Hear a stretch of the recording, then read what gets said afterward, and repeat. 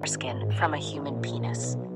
The process is usually carried out by a trained medical staff or traditional practitioner, where the foreskin of the penis is removed, thus exposing the end of the head of the penis. Many people in different societies practice circumcision for different reasons. Some do it for religious reasons, some practice circumcision because of their cultural beliefs, whereas others do it for health reasons. In Uganda, we have kinds of people that do circumcise based on all the above reasons. The Islam community circumcises their infants as a way of following their faith. Some circumcise to reduce the risk of contracting sexually transmitted infections, whereas to the Bagisu Bamasaba, the practice is much honored and is a way of honoring their god Nabarwa. To them, circumcision is a symbol of transformation from boyhood into manhood. The process is carried out in a way that the candidate to be circumcised starts preparing 3 days before the event. In the 3 days, he visits several of his relatives who shower him with gifts such as money, goats, cows, and land, among others. The ceremony is always comprised of cultural dances, visiting of high places to pay homage to Nabarwa, feasting, and long errands to distant relations. Wamono Abdu, a 25-year-old Gishu member of the Bagisu tribe, says he had initially feared the pain that awaits him, but when he visited the high places on the second day, the fear was eaten up and all he was thinking of was boldness come the next day. I thought of the pain and fear ran through my veins. My brothers had told me Imbalu is painful. There was nothing I could think about but the pain.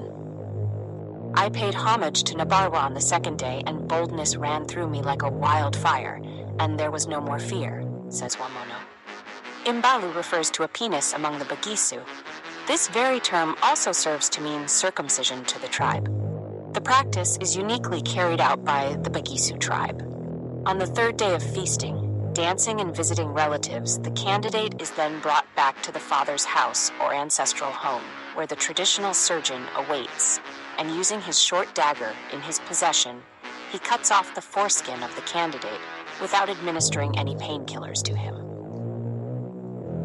The skin then drops on the sack containing dust, and after that, the father of the circumcised candidate carries away the contents to dispose of them.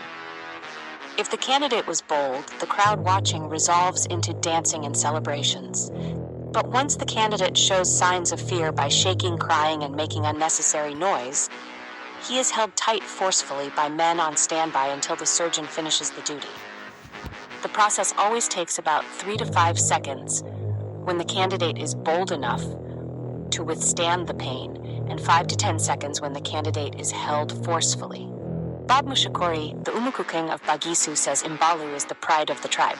Though it is a symbol that explains how bold and fearless Bamasaba are. Imbalu is our symbol of boldness. We are fearless and bold people. Imbalu is our pride, says the Umukuka of Bagisu. In Australia, it is, however, a different practice, with the current policy suggesting that there is no medical reason for routine circumcision among the newborns. This leaves the parents with the decision whether or not to circumcise their infants.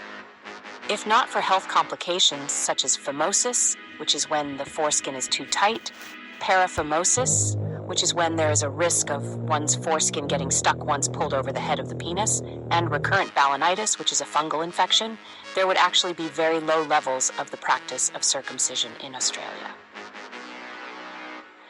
Of recent, there is an estimation of around 32% of Australian men under the age of 30 that are circumcised. Link. In 2010, the Royal Australasian College of Physicians, RACP, issued an update policy statement of male circumcision with the analysis of risks and benefits of circumcision.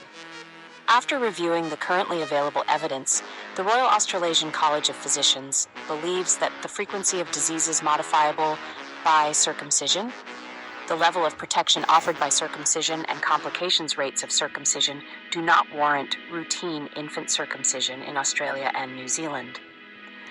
There are several risks and benefits of circumcision. Some of the risks include pain and distress, cosmetic concerns, psychological trauma, contraction of infections during the process, and even death at times.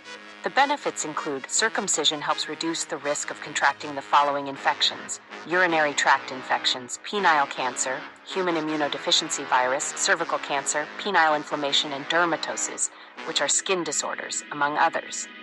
To wrap it up all, circumcision remains a highly regarded practice in Uganda, especially the Bagisu and also other tribes, through safe male circumcision campaigns, and a steadily degrading practice in Australia due to the findings that there is no healthy necessity of circumcising the infants. Thank you for watching. Please do not forget to like, share, and subscribe.